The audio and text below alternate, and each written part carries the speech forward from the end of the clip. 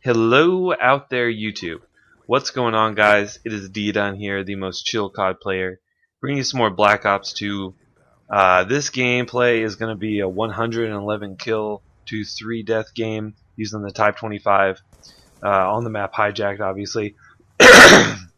Excuse me, 6v6, playing solo. Pretty much a standard here.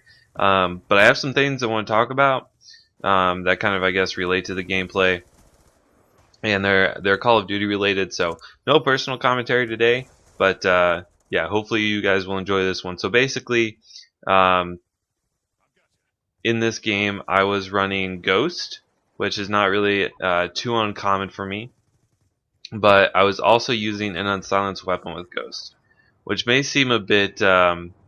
It may not seem to fit very well, but in my opinion, Ghost is actually a really good pairing with an unsilenced weapon if you play it correctly.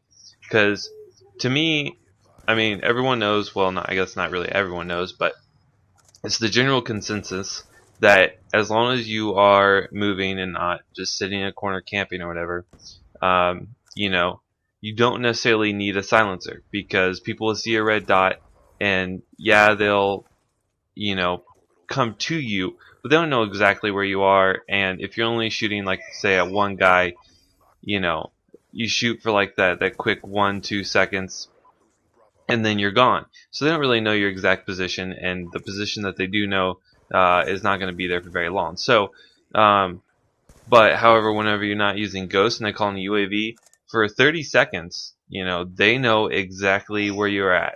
You watch a little blip go by 1 or 2 times, and then like, in the direction that person's heading, you can cut them off. You see them coming around corners, and that's why I'm using Ghost. I'm using Ghost because, to me, it's not really the lack of a silencer that's going to kill me. It's the UAV that's going to kill me, because then they know my position for, like I said, like 30 seconds, as opposed to a couple seconds whenever I'm just shooting. So that's my opinion on that. I know that Jay Nasty, who's a big YouTuber, has said that it's the stupidest thing he's ever heard of, using unsilenced weapon with a Ghost weapon, and that's fine. I mean, that's his opinion, but it's my opinion that I think they work great together, because in 6v6, where a game type can sometimes get kind of slow, using an unsilenced weapon actually seems to pick up the pace, because, like I said, people will be drawn to your red dot. They won't know exactly where you are, but they will be drawn to it, and so you can kind of create traffic coming to you, because people will see that you're shooting, see you on the HUD, and come a running. And as long as you play it correctly, as long as you recognize the spawns, as long as you recognize the areas that they can come from, and play it smart, then you can get by just fine without a silencer. Also, you'll notice in that first round, I picked up my dogs and my swarm, but I didn't call them in the first round. And here in the second round, I think I picked up 2 or 3 more sets of dogs and swarm, and I don't actually call them in both at the same time.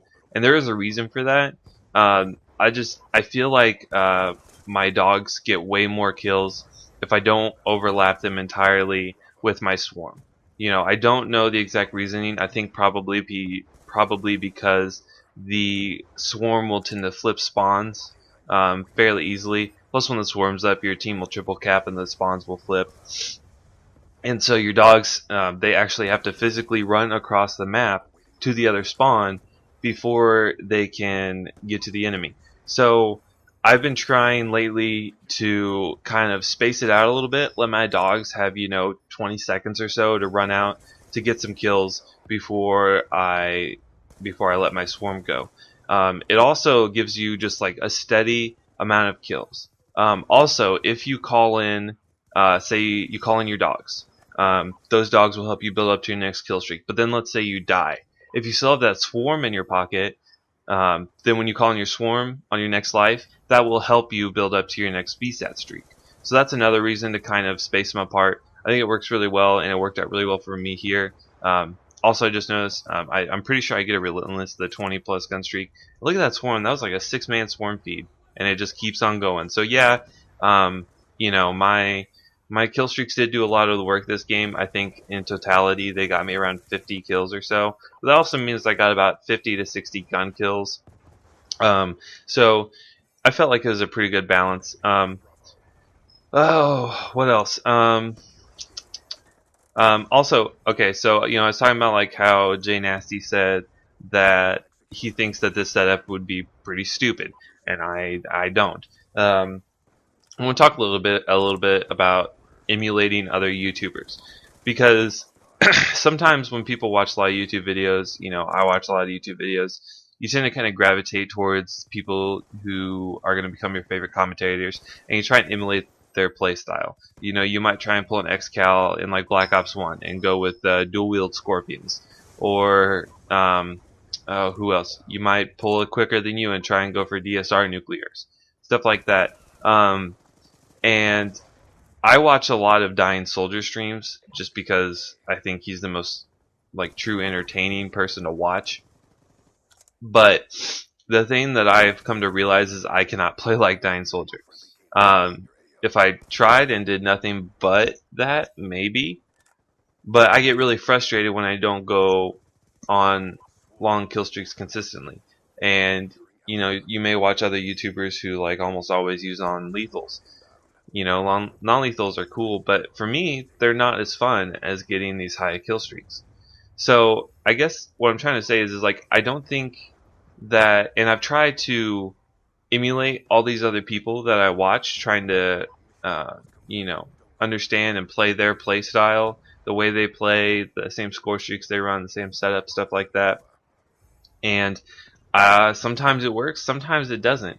And sometimes I'm just like, well, I just want to be like this guy, and I end up just not having fun at the game. So, that's just one thing I want to stress to you guys about YouTube. And, you can learn a lot from watching people's gameplays, but I don't think that it should get to the point where you are trying to be that YouTuber and like forcing you to play out of your comfort zone and forcing you to play bad. Because, I'm certainly guilty of it, where I will try and play a certain way just because I think it looks cool, but it's really not me, and I don't really play effectively that way, and then I end up doing bad. But anyway, guys, that's all I got for you guys today. Once again, 111 to 3 solo and 6v6, talking about some COD stuff. So if you enjoyed it, feel free to leave a like. If you hated it, then by all means dislike it, and I'll see you on next video. Bye.